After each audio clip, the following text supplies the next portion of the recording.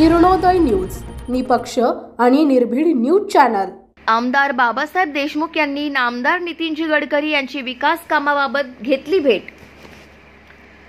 सांगोला विधानसभा मतदारसंघाचे लोकप्रिय आमदार डॉक्टर भाई बाबासाहेब देशमुख यांनी आज नवी दिल्ली येथे केंद्रीय रस्ते व परिवहन मंत्री माननीय नामदार नितीनजी गडकरी साहेब यांची सांगोला विधानसभा मतदारसंघातील प्रलंबित प्रश्नांबाबत भेट घेतली।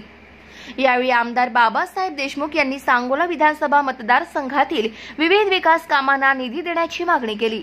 तसेच सांगोला विधानसभा मतदारसंघातील प्रलंबित कामे आहेत त्याही कामांना केंद्राचा निधी देण्याची मागणी आमदार साहेबांनी नामदार गडकरी साहेबांकडे केली।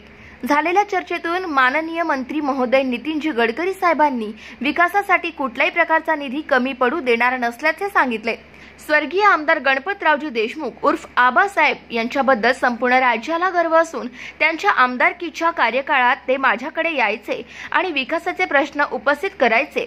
आता सुद्धा आपल्या मतदारसंघातील विकास कामांना योग्य ती मदत करणार असल्याचे सांगून प्रलंबित प्रश्न लवकरात लवकर मार्गी लावण्याचे आश्वासन दिले व संबंधित विभागांच्या अधिकाऱ्यांना त्याबाबत मंत्री नामदार नितीनजी गडकरी यांनी निर्देश दिले।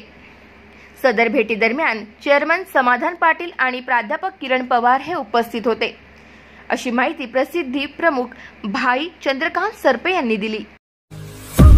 आपल्या परिसरातील ताज्या बातम्या पाहण्यासाठी किरणोदय न्यूज चॅनलला YouTube वर सबस्क्राइब करा आणि बेल आयकॉन प्रेस करा।